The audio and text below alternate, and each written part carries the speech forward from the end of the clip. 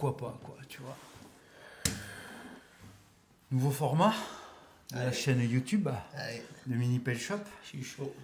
Je suis avec Martin Burniard pour le premier épisode. Je vais appeler ça la canopie. Ça tourne là? Mais oui, ça tourne, on est parti. Chanter. Chanter. Martin, au plaisir. Rémi, c'est la première fois qu'on se voit. Ouais, exactement. Ça me fait quelque exactement. chose. Ça me fait quelque C'est la chose. première fois que je découvre les locaux là. Je suis heureux. On est bien. On est bien. On vient dans le sud-ouest, tu vois. Voilà. Et j'ai décidé qu'on allait appeler ça la canopie. La canopie, tu vois, c'est vraiment un truc qui... C'est les gens qui font marcher les machines, quoi. Bon, la machine, c'est le départ, quoi. Après, on va parler d'autre chose. Donc aujourd'hui, je suis avec Martin Burniard. 25 ans. Bientôt. 25 ans. Donc du coup, associé patron de TMB TP, TMB Publicité, TMB Land. On reviendra sur tout ça. Youtubeur. J'ai le droit de dire ça? Ouais, bien sûr, t'as le droit. Des abonnés de fou, 140 000 abonnés sur YouTube. C'est ça. Je sais plus sur TikTok aussi, c'est pareil, une quarantaine de mille. C'est ça, ouais, exact. Insta, pareil, t'es là. Exact. YouTube, 36. Facebook, on n'en parle pas, c'est pour les vieux, c'est pour moi. Voilà. Voilà, on est Exact. d'accord On là-dessus. est partout, on est présent. Bravo. Première question. Avant toute chose, je t'ai demandé ça pour pas que tu sois surpris. C'est quoi ton premier souvenir avec une machine de construction? Mon premier souvenir, ça peut ça peut partir sur un grand débat. Ouais, vas-y. Mon premier souvenir avec une machine, donc parlons d'une pelleteuse, c'est le fait que tu t'imagines beaucoup de choses par rapport à cette machine et que quand tu l'utilises, tu te rends compte qu'il faut du savoir-faire pour réussir à faire quelque chose avec. D'accord. Tu vois ce que je veux dire? Ouais. C'est-à-dire que tu vois les gens s'en servir et j'adore c'est ça qui me fait rire aussi dans ce métier, c'est que combien de fois j'ai entendu des gens qui m'ont dit putain mais mon rêve c'est de conduire une pelleteuse. Genre tu vois, d'essayer. Même une fois, je me rappellerai toujours, à la radio sur Énergie, dans Manu dans le 6-9, j'avais entendu une personne qui avait appelé et qui avait dit bah moi je travaille dans les travaux publics et tout, et à la radio ils avaient tous dit putain mais vraiment conduire une pelleteuse c'est vraiment le rêve de tout le monde, tu vois, d'essayer. Et c'est ce souvenir là que j'ai de la pelleteuse, parce que la pelleteuse, la première fois que j'ai entendu une pelleteuse j'étais très jeune, et c'est ce que tout le monde dit, et moi j'ai retenu un truc de mes profs à l'école qui m'avait dit ça. Il m'avait dit une pelleteuse, je peux la donner à mon gamin de 6 ans, il va la conduire.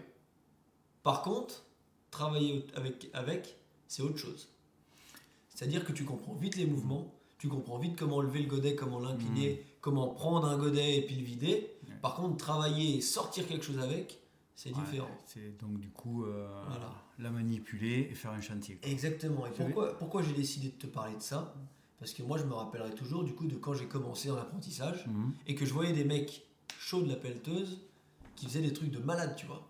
Pour te dire, quand j'avais déjà mon terrain qui était à l'époque que pour moi, d'entraînement, et que les gars venaient avec les pelleteuses pour me refaire mon terrain, et je les voyais faire et je me disais clairement, mais jamais de toute ma vie je serai à leur niveau. D'accord. Et après avec le temps, voilà, tu apprends comme tout le monde. Ça marche. Voilà. Donc ton premier truc, c'est de te dire, ce truc-là, il y a moyen de faire quelque chose de propre avec, quoi. Exact. Bon, mais ça nous permet de revenir. Et c'est mon envie. Tu as parlé d'apprentissage, donc ton parcours là, parce que TMB Publicité, TMB TP, TMB Land, bon alors pour ceux qui ne connaissent pas, s'il y en a quelques-uns, tu vois, TMB Land, c'est donc ton terrain de cross que tu as depuis que tu es jeune. Voilà. Parce qu'à la base, tout ça c'est mélangé en fait. C'est compliqué de faire une vraie... c'est un vrai bordel. Tu peux pas faire une ligne. C'est compliqué de faire une ligne. En fait, c'est le premier truc que je me suis dit. Je me suis dit, bon, je vais essayer de faire un truc chronologique, mais en fait, il y a un moment, ça part en méandre et tu vois tout est mélangé, quoi. Tu vois un peu le bazar quand on me demande qu'est-ce que je fais dans la vie. Tu vois comment je fais pour expliquer ça sans passer pour un fou. Passer pour un fou. Je fais tout ça. Et à quel moment ça s'est imbriqué? Bon, allez, on va essayer de faire le chronologique. Donc, école. Bon élève, mauvais élève à l'école? À l'école. Petite école, collège, tout ça. Au collège, on me dit que je suis un bon à rien. Voilà. Okay. À part quelques profs qui sont un peu plus intelligents que les autres et qui me disent il n'est pas bon à rien, il faut juste qu'il aille travailler. Voilà. Moi, depuis le CM2, je sais ce que je veux faire. Je veux être dans les terrassements, dans les travaux. Pas spécialement dans les terrassements, je veux être dans les travaux publics. D'accord. Donc à l'époque, j'ai même pas cette histoire d'engin ou quoi, je veux travailler dans ce métier. D'accord. Donc du coup, CM2, je décide ça. Je passe tout le collège, je veux toujours faire ça, toujours faire ça, toujours faire ça. Et je finis, pour commencer, pas conducteur d'engin, mais canalisateur. Ouais, ok. Donc je trouve une école qui fait ça. Ouais. L'entreprise me dit que c'est aussi bien. Ok. Parce qu'il vaut mieux commencer dans la tranchée que dans la pelleteuse. Ok. Moi, je suis trop jeune pour le comprendre. Maintenant, je le comprends. Ouais. Mais à l'époque, je me dis, bah ok, pourquoi pas. De toute façon, je veux faire ce métier, donc ça me plaît aussi. Si c'est la porte d'entrée, je prends. Voilà, exactement. Okay. Donc je prends, je fais 2 ans de CAP canalisateur. Ouais. Je rentre dans l'entreprise du groupe Colas. Okay. Il y a une agence qui est à côté de chez moi, à 3 minutes. Donc j'ai la moto, j'ai la 50, j'y vais, tout se passe bien. Ouais.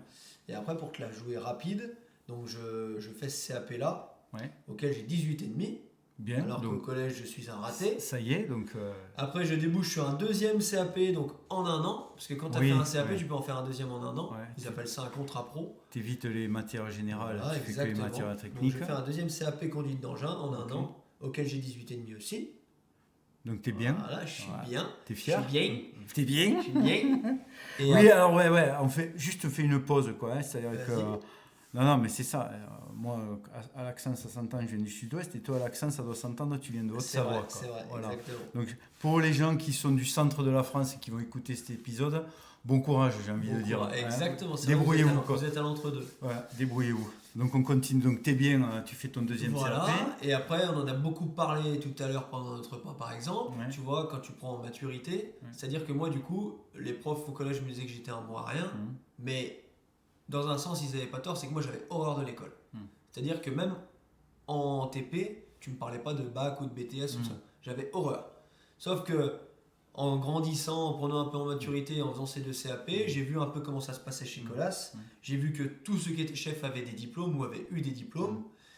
Et j'ai dit, bah écoute Martin, maintenant t'en es là, ton métier te plaît, l'école ça se passe vite. Donc si ça passe vite, c'est que ça te plaît. Donc j'ai dit, pars sur un bac pro. Donc, du coup, je suis retourné à mon école du CAP canalisateur pour faire un bac. Bien. Et du coup, j'ai fait ce bac en 2 ans. Je n'ai jamais ouvert un bouquin. Et je pensais juste l'avoir. Je l'ai eu avec la mention bien. Donc, je me dis que je suis pas... Pour un mec raté, c'est pas mal. Voilà, pour un mec raté. Non, mais voilà, tout ça pour dire, pour tous les gens qui regardent cette vidéo, que quand tu es motivé et que les choses te plaisent, il ne faut pas écouter les gens, il faut juste être motivé. On est d'accord. Pour dire, on est entièrement d'accord là-dessus. Quoi. Moi, je voulais ce métier. Il fallait que tu trouves ta voie, il fallait que tu trouves ton moment. Exactement. Quoi, en fait. Exactement. Et qu'après, derrière, une fois que c'est parti, c'est parti. C'est ça. Voilà.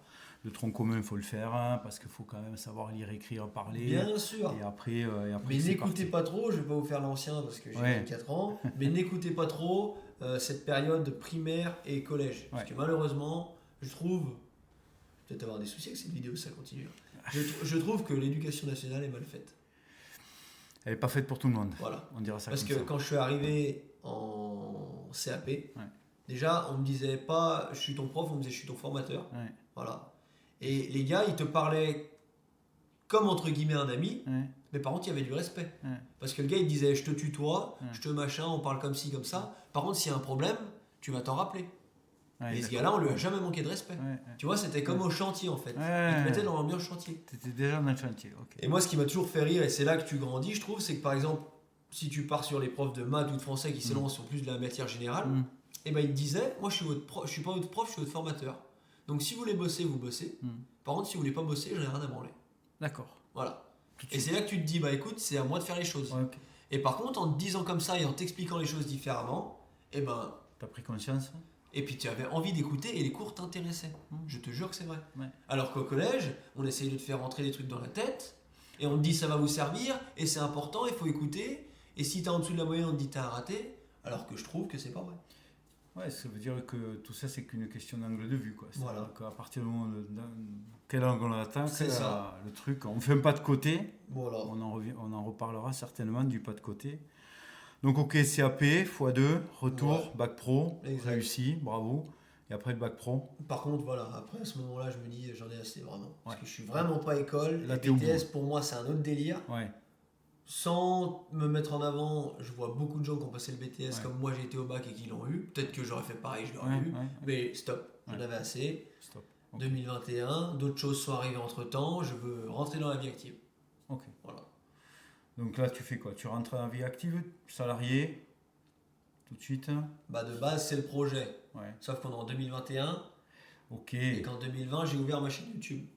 D'accord, donc Voilà. on a un peu croisé le truc. Donc. C'est ça. Ok. Mais du coup, en 2020, j'ai ouvert ma chaîne YouTube Ouais. dans le thème de la moto, du TP, des conneries, de tout ce qu'on fait un peu de notre vie avec mon associé, qui n'est pas là ce soir parce que il a dû rester chez nous pour les affaires. Eh ben écoute, c'est un bon gars. Hein. Et du coup, en 2021, moi j'ai pour projet déjà vu que tout ça a bien évolué de notre côté, d'essayer de, entre guillemets, tout planter pour essayer de me lancer de mon côté tout seul maintenant.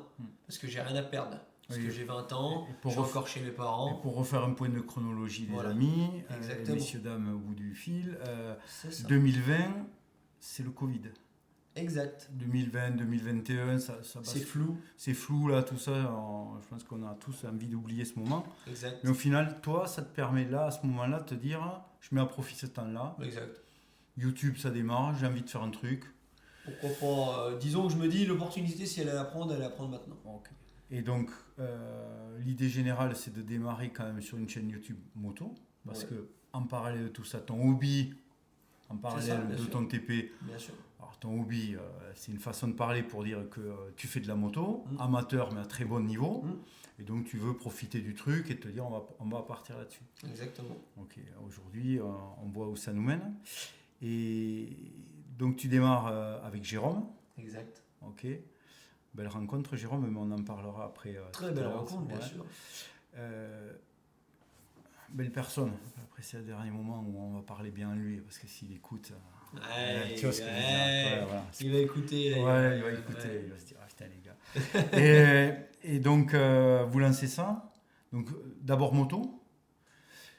Et ça marche pas. Qu'est-ce qui se passe sur le concept chaîne moto? Parce que comment à un moment on a une forme de référence de ce que tu es là en vie TP, parce bien que sûr, c'est ça ta chaîne aujourd'hui. En fait, ce qui est très simple, comme je t'expliquais tout à l'heure, c'est que tout ce qui nous est arrivé, on l'a pas vu venir. Donc, c'est-à-dire que nous, on se rencontre avec Jérôme, lui c'est une personne, moi je suis une personne. On se connaît sans trop se connaître, c'est-à-dire qu'on se connaît juste, moi je suis le sportif, lui c'est le caméraman de base qui fait mes vidéos une fois par an pour mes sponsors. On se rencontre en 2020 en plein Covid, moi je suis au chômage partiel, lui il est à son compte donc il n'y a rien qui se passe, et je lui dis pourquoi est-ce qu'on ne ferait pas des vidéos tous les deux sur YouTube? On se met ensemble, je lui dis on se met tous les deux, on fait 50-50 sur tout. Le boulot, on le fait autant toi que moi. Les recettes, on prend autant toi que moi. Surtout qu'à l'époque, on n'a rien. Donc voilà, et on se lance là-dedans. Et de base, oui, on se lance sur la moto. Donc par contre, tout ce qui tourne autour de la moto, à savoir les compétitions, les entraînements, la mécanique, les entretiens, tout ça. Sauf que le problème, c'est qu'en fait, on se rend compte qu'on a vite fait le tour. Qu'on a vite fait le tour et que même si ça marche, c'est pas un truc qui va évoluer. En gros, ce qu'on me dit, ça va pas exploser. Quoi. Voilà, exactement. Vous le sentez, c'est un truc basique, voilà, moi je le sens. Ouais, tu le sens rapidement. Je le sens et pour être honnête, Jérôme le sent aussi, bien évidemment. Ouais, vous sentez que vous plafonnez sur les vues, voilà, sur tout ça. Tu plafonnes et puis comme je t'en parlais, tu t'embêtes à faire spécialement des mises en scène, des montages, des cinématiques, pour qu'au final, tu passes beaucoup plus de temps au montage et que la vidéo marche 2 fois moins. Donc après, on décide de se diversifier sur ce qui était à la mode à l'époque, à savoir les voitures cassées, la paysannerie. Voilà, on a fait pas mal de choses. On a fait exploser des voitures à l'acétylène, mais tu vois, des trucs de malade. Oui. Et après, on arrive au stade où le terrain, qui est du coup pour moi privé, parce que c'est le terrain de mon papa, on décide, vu qu'on a des abonnés autour de la moto, de l'ouvrir au public. D'accord. On se dit pourquoi pas faire ça. Et là, ça cartonne. Et là, tu sens que ça prend. Voilà, ça prend. Donc là, on est en 2020, on teste le truc, parce que pour nous, c'est juste pourquoi on ne ferait pas ça.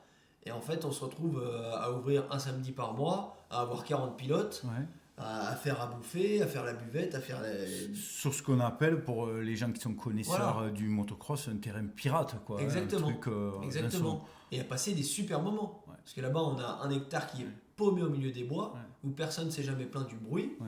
Et du coup, nous, on passe des moments, mais de fou malade. Et du coup, c'est à ce moment-là que moi, je finis les études, que Jérôme me dit, écoute, notre projet, il est en train de bien prendre, donc moi, j'aimerais bien partir dans autre chose que la vidéo, donc s'il faut, j'arrête ma boîte de vidéo et on se met tous les deux. Et c'est là que tout se met en place. Donc on ouvre la société en 2021, pendant que je suis encore étudiant. Et quand en 2021, je vois que j'ai mon diplôme de bac pro, et que Colas veut me garder, il me propose un poste en tant que chef de chantier. Joli, à 21 ans. Voilà. Et du coup, je décide de tenter tout maintenant. Ouais. Donc en juillet, j'ai mon diplôme. Donc mon contrat se finit en août. Ouais. Et ils me disent qu'ils ont besoin de moi jusqu'au mois d'octobre de base. Ouais. Donc ils me disent on te met en intérim, on te prend en chef de chantier. Parce que du coup, je leur avais dit que je voulais pas rester. Et je vois que le mois d'octobre passe, que je suis toujours là, qu'on me rappelle pas. Et puis moi, à ce moment-là, je me pose pas de questions. Je me dis, ça fait 5 ans que je bosse ici. Et je me dis, moi, si je me lance dans mon truc, j'aime autant partir sur une année saine, tu vois. Oui, je comprends. Donc je me pose pas de questions. Et au final, je reste chez Colas en intérim chef de chantier jusqu'à fin 2021. Donc décembre. Okay. Décembre, la boîte ferme. Moi, je pars. Ciao, bye. Merci pour tout. À bientôt. 31 décembre, enfin... Exact. De Noël. Et du coup, 2022, on attaque avec Jérôme à 100%. Donc terrain, beaucoup. Le projet, c'est ça. Le projet, moi, j'ai arrêté mon boulot pour ça. Donc vidéo à fond, encore plus. Ouais, ok. Ouverture du terrain 2 semaines par mois au lieu d'une. Ok. Et mise en place de stages d'initiation pour les enfants le mercredi après-midi. Donc, ok. Donc le fameux TMB Land, quoi. Exact. Voilà. On décide d'appeler comme ça. D'accord. Alors, pour ceux qui ont pas, qui suivraient pas tes vidéos, il y en aura pas beaucoup à mon avis. C'est quand même porte bien son nom, quoi. Moi, j'ai eu la chance d'y passer ce truc-là. C'est plus qu'un terrain de cross. C'est vraiment c'est un environnement. C'est dans du vert, c'est au milieu d'une clairière. Le truc, faut prendre un chemin qui doit faire 1 kilomètre pour accéder là-dessus. Puis on arrive en plein milieu d'une clairière et là, il y a un terrain de cross préparé. Alors certes, les puristes te diraient bon, le truc il est à plat, qu'est-ce que vous voulez qu'on fasse, mais au final, on sent que voilà, le truc c'est un lieu, quoi. Exactement. C'est vraiment voilà, ça porte bien son nom, quoi. Mais ça fait bien vivre le village, comme je te le disais tout à l'heure. Oui, ça, comme tu dis. En fait, quelque part, vous vous rendez compte qu'il y a déjà une communauté qui est créée, quoi. Bien sûr. Tout de suite, quoi. Bien sûr. Et là aussi, je refais une parenthèse. Peut-être que j'avance un peu dans le temps et ça. C'est un peu comme toutes tes sociétés là. On est dans ni queue ni tête là, dans ce truc-là. Mais je veux quand même en parler, c'est que tu es de Haute-Savoie, tu es dans le village de Lully, qui est très proche de la frontière suisse. Et moi, quand je suis venu, j'ai eu la chance de passer pour des raisons professionnelles. Il y a un truc qui m'a noté, c'est que TMB dans ton coin, c'est quelque chose, quoi. C'est vrai. C'est que pour l'anecdote, je me rappelle, je te dis, je vais venir chez toi, je vais venir te rencontrer. Tu me dis, ok, passe. Et puis à un moment, je suis sur l'autoroute, mais vraiment une autoroute qui va en Suisse, quoi, qui est pas rien. Et il y a un panneau qui est même pas à côté de l'autoroute, qui est vraiment au-dessus de l'autoroute. Et là, je vois même pas des mecs qui sont venus coller l'autocollant TMB. Donc c'est-à-dire qu'il y a la communauté, elle est forte. Il y a une forte communauté. Ça, c'est un régal. Ouais. Parce que ça, pour te dire, toutes les semaines, on me demande, mais comment t'as fait pour moi les autocollants? Et quand je leur dis que c'est pas moi et que je suis même pas au courant de qui les a mis, d'accord. On me dit, mais c'est pas possible, tu te fous de ma gueule. Ouais. Parce que, comme tu dis, c'est pas une blague. Le panneau que tu dis, l'autocollant que tu as vu, il doit faire au moins 1m50, je pense. Ah non, et il y en a sur les sorties d'autoroute. Je pense que les mecs, ils ont dû s'accrocher pour aller le mettre. Tu vois, le truc, c'est pas. Mais c'est un délire. C'est un délire. Le mieux, c'est l'histoire du Tour de France. Je la connais pas. Tour de France, ils ont peint les routes avec un pochoir TMB, mais le pochoir, magnifique, sur mesure. Okay. Et moi, j'étais au Tour de France parce qu'on a eu la chance qu'il passe vraiment à côté de chez nous. Mais du coup, je ne suivais pas à la télé, j'étais sur place. Et je recevais plein de notifs sur Insta. Et en fait, j'ouvre le truc et je vois tout le monde qui m'envoie qu'il y a le peloton qui est en train d'avancer à la télé, qui est filmé en hélico. Et tu vois l'énorme TMB au milieu de la route, mais tout le monde me l'a envoyé, tout le monde l'a vu. C'est-à-dire qu'il y a des mecs aux 4 coins de la France qui étaient en train d'aller le Tour de France et qu'on dit putain, mais. Et les mecs, tu ne sais absolument pas qui a fait ça. C'est ça. Donc ça a pris, ça prend, voilà. C'est un régal. Et ça fait plaisir. Ça fait plaisir. J'imagine, forcément. Le truc est beau. Mais je veux dire, c'est plus qu'une chaîne YouTube. Localement, bien sûr. Il y a un vrai ancrage et il y a une vraie adhésion quand même. Exactement. Moi, pour être venu, je vois bien que quand on dit ça, voilà. Et peut-être justement, parce que le TMB, non mais on va revenir plus tard à ça. Donc TMB Land, ça part là-dessus. Et alors, comment on arrive à TMB TP et TMB Publicité? c'est très bien, on est pile au bon moment pour que tu poses cette question. Déjà, avant qu'on détaille, pour que les gens comprennent, parce qu'on est peut-être allé un peu trop vite. Peut-être. Tout s'appelle TMB, parce qu'en fait, TMB, c'est ce qui a commencé notre histoire avec moi et Jérôme. Donc, quand on a ouvert la chaîne YouTube s'appelle Team Martin Burnière. Voilà. Qui était le nom de mon association. Donc, on est vraiment resté sur un truc basique. Okay. Parce que du coup, moi, la chaîne YouTube, je l'avais déjà ouverte quand j'avais genre 15 ans. Comme je pense tous les jeunes de 15 ans. Tu vois ce que je veux dire? On a tous eu une chaîne YouTube. Et du coup, j'ai laissé ce nom-là. Et Team Martin Burnière, c'était le nom de l'association que j'avais créée pour les compétitions de moto. Donc, truc basique. Simplicité, et on continue. En fait, même en évoluant, on est resté là-dessus. Parce que du coup, de Team Martin Burnière, j'avais fait créer un logo où c'était TMB. Moi, tout le monde m'appelle TMB. Là, il y a des gens, je les croise, ils me disent « Oh, TMB ». Tu vois ce que je veux dire? Ils m'appellent pas Martin, ils me disent TMB. Et après, pour repartir d'où on en était, donc on ouvre le terrain, ça marche. En 2022, on commence les cours, le bazar. Tout va bien pour nous. Et du coup, on se dit, pour entretenir le terrain, il faut qu'on achète une pelleteuse. Ok. C'est là que tout va commencer. C'est là que ça commence. Parce que du coup, on était arrivé au stade où on filmait, comme je te l'ai dit, nos conneries, la moto, et en plus tout ce qu'on fait de nos vies. Du coup, on achète la pelleteuse pour entretenir le terrain. Sauf qu'en achetant cette pelleteuse, moi je suis du métier. Donc on se dit, pourquoi pas s'en servir pour aussi faire un peu des chantiers. Bosser à côté. Quoi. Voilà. Et bizarrement, on essaie de filmer ça, vu qu'on filme tout ce qu'on fait. Ok. Et bizarrement, ça marche à mort. Et là, tu sens tout de suite le truc. Là, on sent tout de suite le truc, ouais. Qui a un intérêt, quoi. Enfin, le truc... Alors, je l'ai mal formulé, parce que ça voudrait dire que tu as un côté opportuniste, genre je le fais parce qu'il faut le faire. Non, tu sens que tu te filmes là-dessus et il y a un intérêt. On sent qu'il y a un intérêt et on sent que les gens adorent ça. Ouais. Après, ce que les gens ressentent, je pense, je le ressens aussi, tu regardes une pelleteuse qui travaille en time-lapse, qui fait des travaux en accéléré. Il n'y a rien de plus satisfaisant, je crois. C'est vrai. Tu vois ce que je veux dire? J'en profite. On voit que...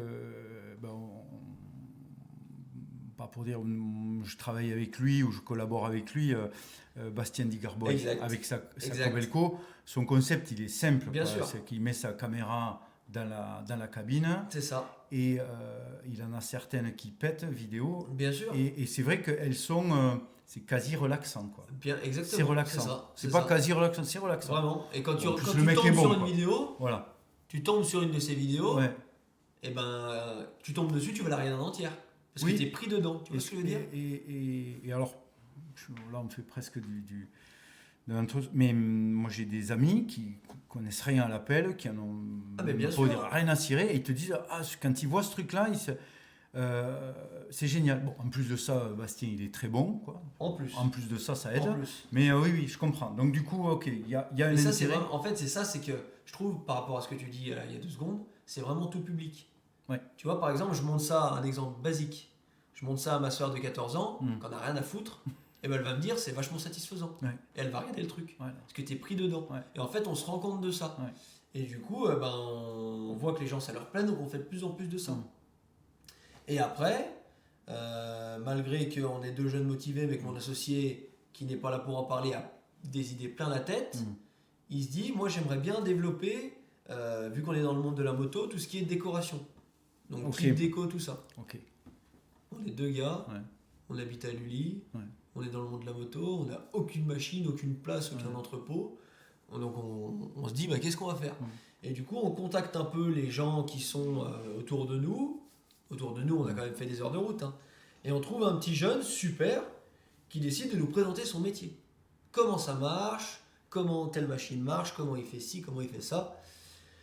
Et c'est à ce moment-là que TMB Pub arrive. Parce que du coup, on va rencontrer ce jeune. Donc, là, tu es en train de me dire, vous montez la boîte.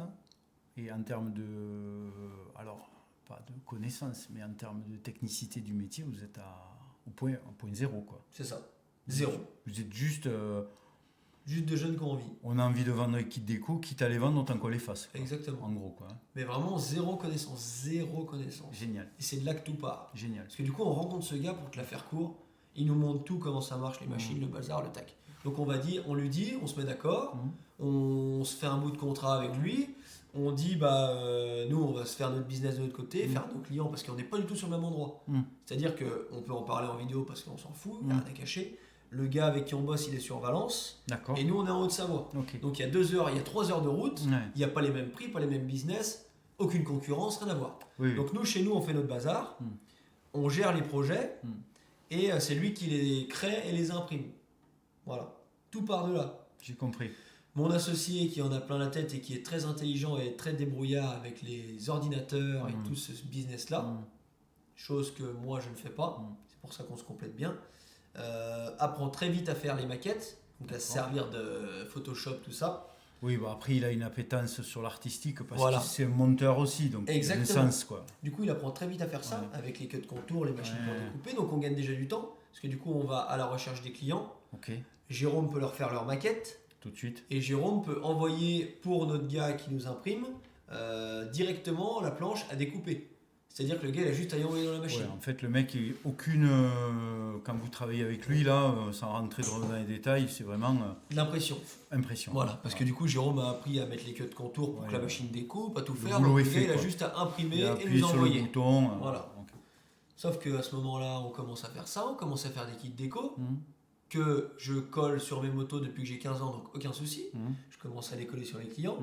Et après, on se dit, puisqu'on a les machines pour imprimer les kits déco qui sont les mêmes pour imprimer les t-shirts, pourquoi pas faire des t-shirts?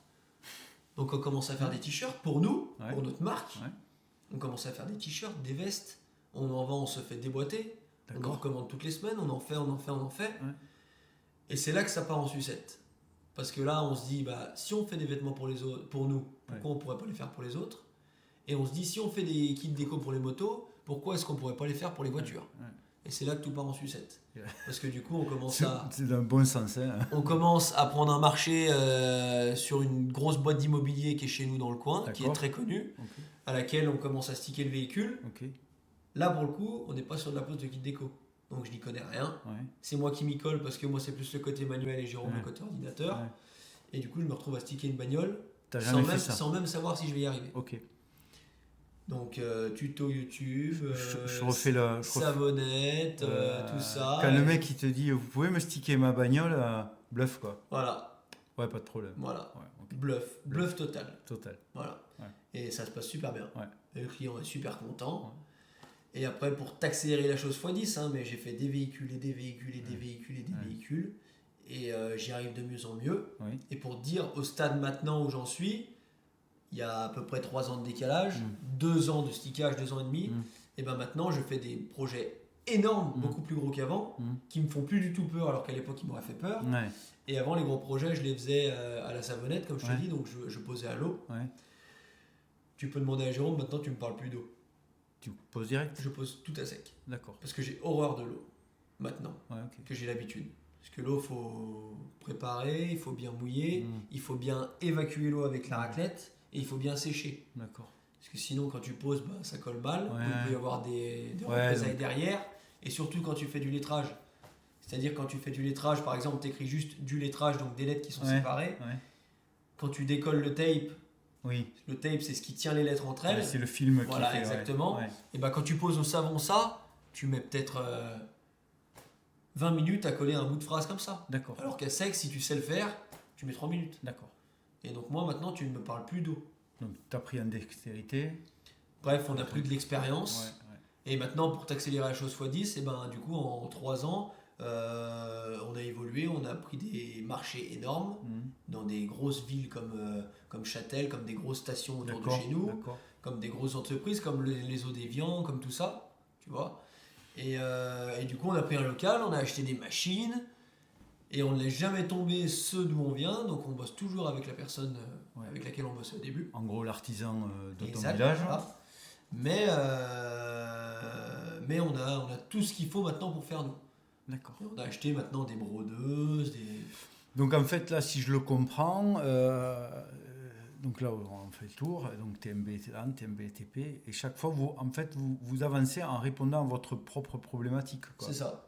J'ai un problème, pourquoi je ne me le ferais pas? C'est exactement ça. En gros, je suis à la source. C'est exactement ça. Le truc, il est là. On va se simplifier la vie parce que pas d'intermédiaire, on va le faire direct. Et puis, par contre, alors ce qui est intéressant dans ce que tu dis, c'est que c'est quand même pas... C'est allé vite, mais c'est pas venu d'un coup. Bien sûr. Pas croire... non, voilà. C'est sûr. Et, ça a été bien fait. Et à ce truc-là, moi, ce que j'en vois, on en a parlé, c'est que au final, aujourd'hui, votre activité, elle est multiple, quoi. C'est-à-dire qu'en fait, alors, le grand mot, c'est à la mode, mais c'est une forme de petite holding d'activité qui correspond à chacun. Toi, plutôt TP, si je comprends, parce que c'est ta fibre. Exact. Jérôme, il a le côté plutôt pub. Et la chaîne YouTube qui continue. Et entre guillemets, maintenant, la chaîne YouTube, quelle part quelle importance ou quelle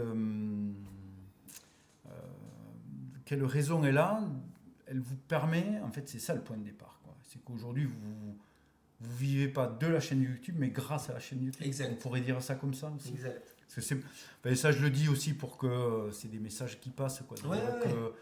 Parce que tu as beaucoup d'abonnés, c'est 140 000, oui, comme on disait, tu as quand même du truc, mais au final, ce qui te fait vivre, c'est les 2 autres activités, quoi. Bien sûr. Les 3 autres. Bien sûr, exactement. Ouais. YouTube, c'est ce qu'on disait tout à l'heure. Je peux être honnête avec les gens, je ne vais pas parler de montant. Ouais. YouTube, c'est de l'amusement. Ouais. Parce que même à notre échelle, c'est très important que je dise ça, même s'il y a des jeunes qui nous regardent. Tu sais, des fois, quand tu es jeune, tu rêves. C'est ça. À mon échelle, pour vous dire, donc j'ai 140 000 abonnés, je fais quand même des bonnes stats. Ouais. Très bonne. Ouais. Tu ne te sortiras jamais un salaire avec ce que je fais. Ouais. Tu vois ce que je veux dire ? Ouais, je comprends. Donc c'est... Nous, YouTube, en fait, on n'a pas compté dessus financièrement, on a compté dessus sur tout ce que ça nous a apporté autour de ça. À savoir des rencontres comme toi, par exemple, parce qu'on s'est connus via les vidéos. Oui, c'est vrai. C'est ce que je te disais tout à l'heure, je vais en passer un tas, mais j'ai vécu des choses dans ma vie grâce aux vidéos, avec Jérôme. Je me rappellerai toute ma vie, mais toute ma vie. Et franchement, rien que d'y penser, j'ai passé des moments de fou malade, mais de fou malade. J'ai été invité à des endroits où c'est que tout le monde voulait aller parce que c'était le truc de nouveau et qu'il fallait payer 50 balles l'après-midi. Et ben moi, on me disait, tu viens à partir de 19h avec tous tes potes et vous vous éclatez, et c'est gratos. Et puis même pour les potes, tu régales tout le monde. Et pour tes potes, t'es un dieu, tu vois ce que je veux dire ? J'ai eu des trucs comme ça. On a été ambassadeur Jeep France pendant 2 ans. On a eu un 4x4 qui coûtait 80 000 €, on roulait avec. Prêté. On était les rois du pétrole. Ouais. On a fait énormément de vidéos avec Can-Am aussi, où c'est qu'ils nous prêtaient tout leur matos, tous leurs derniers cris, les quads, les buggy. On les prenait au terrain, on les testait. On a John Deere qui nous ont prêté des tracteurs à de nombreuses reprises. L'année passée, j'avais un événement de tracteurs illuminés à côté de chez moi. Le tracteur décoré et tout ça. Ouais. J'ai John Deere qui m'a prêté un tracteur dernier cri, un énorme tracteur, boîte auto, tout le bordel. J'étais le roi du pétrole, j'étais le plus heureux. Et ça fait partie des choses que je n'oublierai pas. Ouais. Je t'ai connu toi, tu nous as envoyé du matos, on a testé du matos. Peut-être que d'ailleurs ma boîte de TP, tout ce qu'elle a développé aujourd'hui, c'est aussi en partie grâce à toi. Tu vois ce que je veux dire ? Comme je t'en parlais tout à l'heure, on a Caterpillar qui nous a contactés. Avec qui on bosse maintenant du coup, qui nous ont envoyé des vêtements. Alors Caterpillar, je parle de vêtements. Parce qu'il m'a bien dit, le gars, il m'a dit attention, je vais pas te vendre une pelleteuse. C'est 2 choses différentes. Oui, c'est 2 entités. Mais quand tu mets tout bout à bout, tu prends John Deere, tu prends Can-Am, tu prends Jeep, tu prends Caterpillar, et ben tu prends John Deere. Ça commence à faire des... Tu vois ce que je veux dire ? Vous l'avez imaginé, ne serait-ce qu'une seconde de tout ça ? Jamais ? Non. Jamais. Donc tout ça, c'est du rêve éveillé presque ? C'est ça. Ouais. Franchement. C'est le truc qu'on aurait voulu, mais tu sais que vraiment, genre, on n'y pensait pas, quoi. Après, et tout de suite pour remettre en perspective le truc, ce qui est sûr, et moi en tant qu'observateur, parce que je suis la chaîne et puis je regarde faire, et ce qu'il ne faut pas raconter une chose, c'est que derrière tout ça, il y a du travail. Exact. C'est que vous avez bossé, vous bossez sérieusement. Les gens qui ne suivent pas, moi je les invite à suivre, d'aller voir que, en fait, oui, vous avez pété 3-4 bagnoles, mais c'est peut-être 5-10% de vos vidéos. Bien sûr, bien sûr. À côté, vous avez été sérieux, vous avez, voilà. Comme je t'en parlais tout à l'heure, quand on a commencé la chaîne, moi je bossais encore chez Colas, donc c'est ce que je disais, je rentrais du boulot, je finissais à 17h, donc je rentrais à 17h30. Et j'avais à partir de 17h30 pour tourner la vidéo. Des fois, il fallait qu'on la commence à la tourner à 17h30. Je te jure que c'est vrai. Et il fallait qu'elle sorte à 19h ou à 20h. Donc on arrivait, il fallait se bouger. Il fallait vite que Jérôme monte. Que le temps de chargement il soit rapide aussi. Laisse tomber. Et à l'inverse, des fois, sans dire qu'elle sorte le soir, mais comme je t'en parlais tout à l'heure à table, des fois, j'entrais du boulot à 17h30, tournage, et j'allais me coucher à 1h du mat. tu vois. Oui, en fait, au final... On faisait une vidéo, on retapait une moto, on finissait à 1h du mat de la remontée, le lendemain à 6h je me relevais pour partir chez Code. C'est comme quand on entend des fois parler peut-être des gens dans son entourage, on dit avant qu'il lance sa boîte de plomberie ou sa boîte de quoi que ce soit, il bossait le matin toute la journée, le soir il allait faire ses 4 chantiers, et qu'à un moment il sent que le truc à mort, ça passe quoi. Exactement. En fait, quand je dis ça aussi, c'est pour renvoyer un message de dire que ce que vous avez, c'est pas du hasard. 2, que vous avez eu les pieds sur terre, clairement, et que même en donnant une image, détendue, ça restait quand même sérieux, quoi, l'histoire. Oui, bien sûr. Ouais. Vous n'êtes pas des fils à papa, quoi. C'est vrai. Non, mais c'est vrai. Moi, là, c'est même pas une question que je pose. Ça se voit, quoi. Oui, c'est clair. Parce que... voilà, c'est vrai qu'elles sont magnifiques les vidéos que vous faites, mais les mecs s'imaginent que vous sortez 60 000 balles pour une pelle comme ci, comme ça. Mais non, c'est pas ça. Non, vous bossez, vous mettez de côté, vous vivez relativement normalement. Voilà. Ce qui est bien et ce qui me régale, tu fais bien d'en parler, c'est que ce que je t'expliquais tout à l'heure, j'ai plus besoin de le dire ça. J'ai plus besoin de... Je l'ai jamais eu à le dire, mais avant je l'entendais. Et ben je l'entends plus. Ouais. Les gens, ma communauté d'aujourd'hui, elle est appropriée à mon caractère et elle comprend et elle voit les choses. C'est-à-dire que demain, je dis j'ai acheté une pelleteuse à 60 000 €, on va me dire félicitations et bonne continuation à toi. Ouais. Alors qu'à l'époque, on m'aurait peut-être dit t'es un fils à papa, ou patati, ou patata, tu vois ce que je veux dire? Il y avait beaucoup de jalousie. Parle-en plus précisément de ce truc, j'ai trouvé ça super intéressant ce que tu disais sur, en tout cas de ton point de vue, ce sentiment-là, cette différence que tu as eue entre le moment où ton nombre d'abonnés et donc du coup ta notoriété a augmenté. Ça, le fait que tu dises ce phénomène-là, quoi. Alors, moins de critiques. Je vais en parler s'il y a des personnes un peu plus âgées que moi qui nous regardent. Ouais. Parce que YouTube, c'est le truc, tu vois. Par exemple, moi, mon père, quand je lui ai dit que je voulais arrêter mon boulot pour YouTube, on en a parlé tout à l'heure à table avec lui, il a pété un boulard. Alors mon père, c'est pas le gars à péter un boulard, à m'en mettre plein la tête. Mon père, je te dis, il a pété un boulard, mais il m'a rien dit. Ouais. Juste que je le sais. Et qu'il en a parlé à ma mère, et qu'il était au bout de sa vie.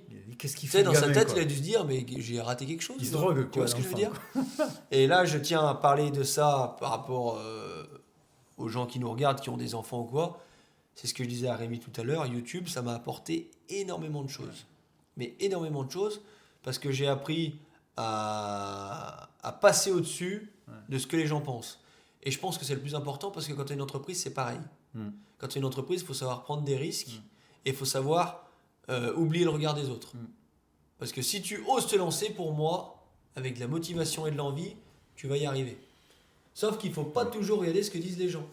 Parce que si tu écoutes telle personne qui te dise « Ah, mais toi, tu ne devrais pas faire ça parce que je pense que là, ça va coincer, machin. » Si tu écoutes tout le monde, tu fais rien. Ça, c'est bien connu. Oui, c'est bien connu. Et c'est là-dedans que YouTube m'a appris et ça m'a aidé niveau entrepreneuriat. D'accord. Parce que du coup, YouTube, comme je t'ai expliqué tout à l'heure, j'ai commencé, j'avais à peine 1000 abonnés, je faisais des vidéos qui faisaient 500 ou 1000 vues, j'avais 15 commentaires et sur les 15, il y en avait peut-être 9 ou 10 qui étaient mauvais.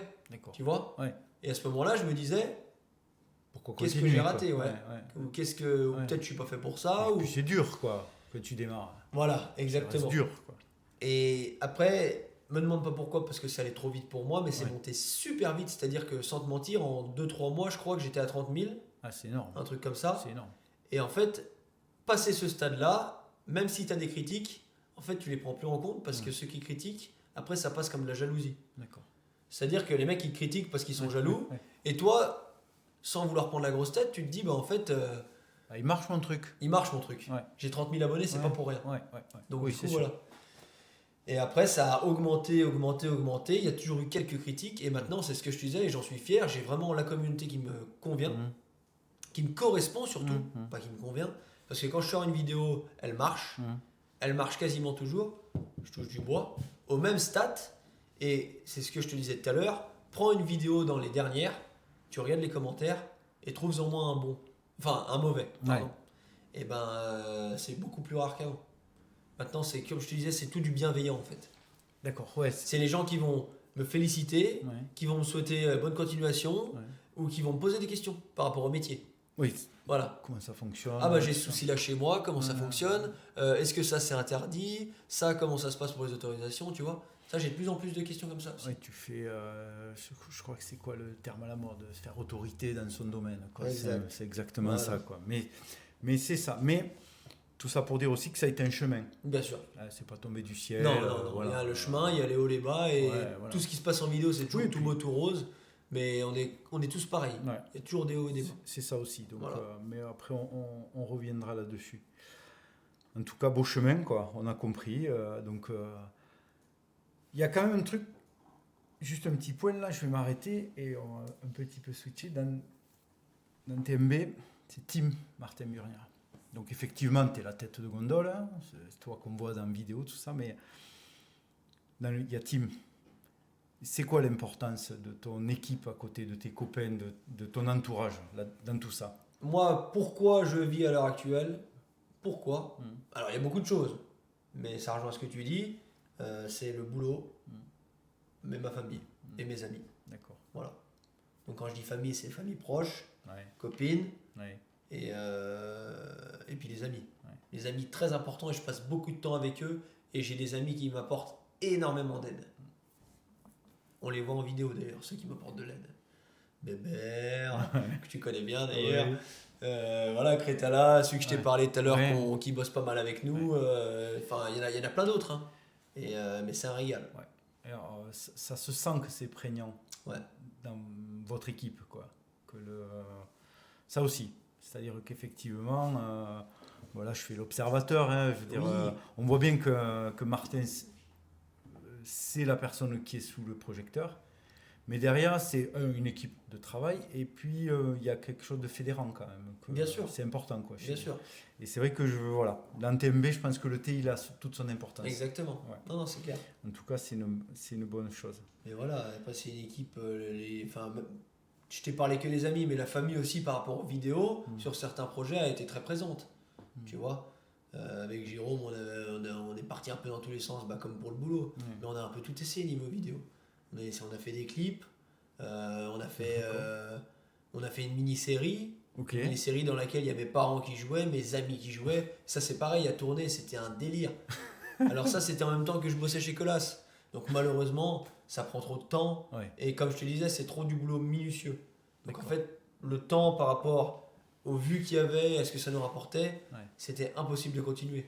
Mais on s'est tapé des barres et le premier épisode a cartonné. C'est vrai ? Et ça, c'est pareil, on a eu des opportunités. On était en plein Covid, on a eu une chambre à l'hôpital de Thonon-les-Bains pour tourner la série, en plein Covid. Mais on a eu une chambre avec les ambulanciers qui jouaient, le brancard, la totale, tu vois ce que je veux dire ?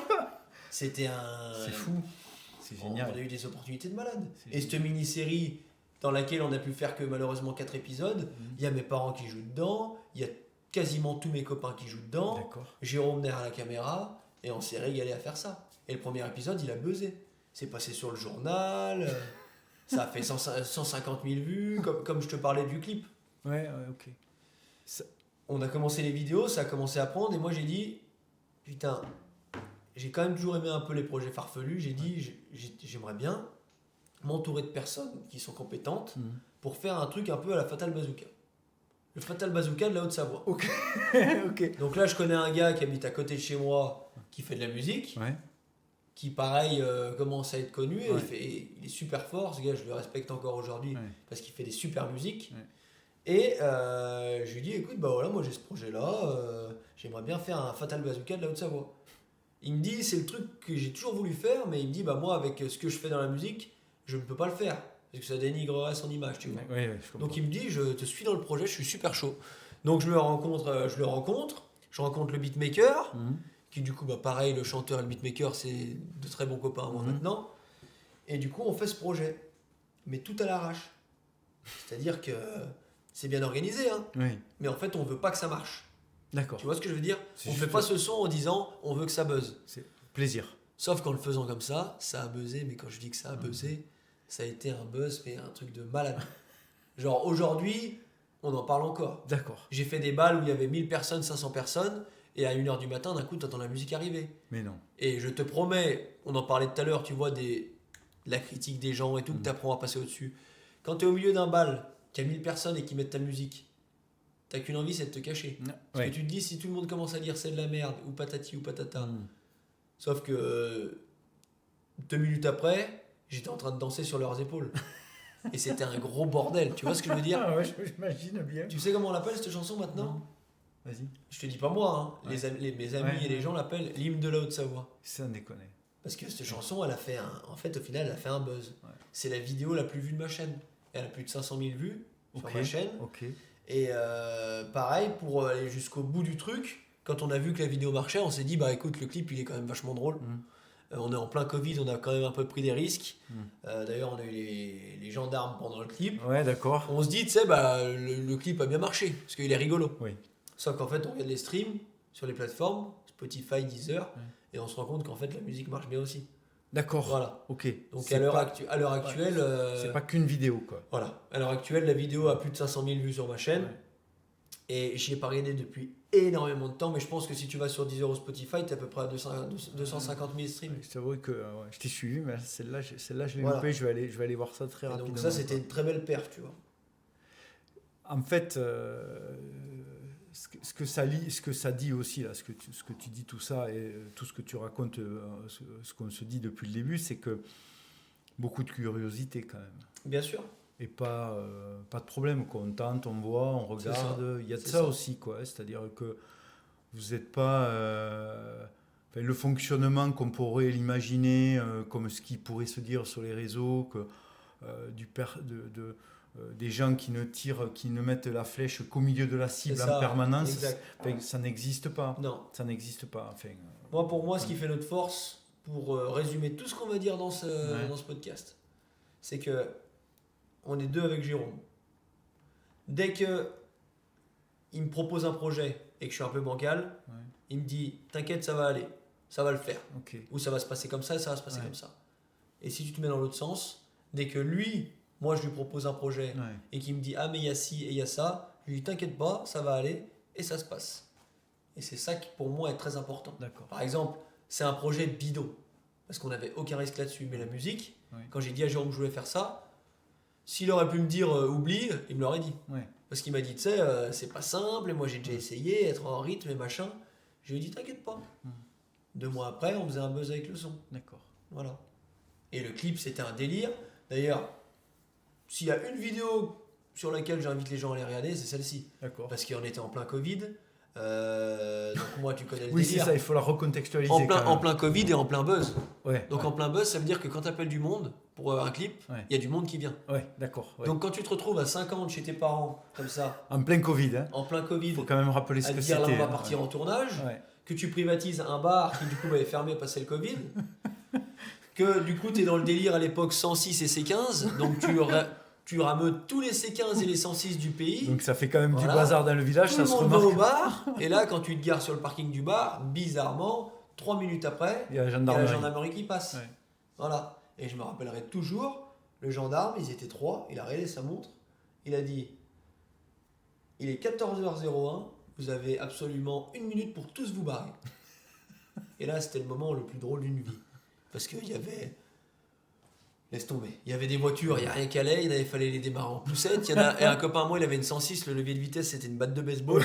Il n'y a rien qui allait. Et quand le gendarme a dit ça, c'est parti dans tous les sens. Quoi. Mais dans tous les sens. Mecs comme, n'importe quoi. Tout le monde s'est barré. N'importe quoi. Et du coup, plan B. Et c'est les meilleurs, les plans B. On se dit, qu'est-ce qu'on fait ?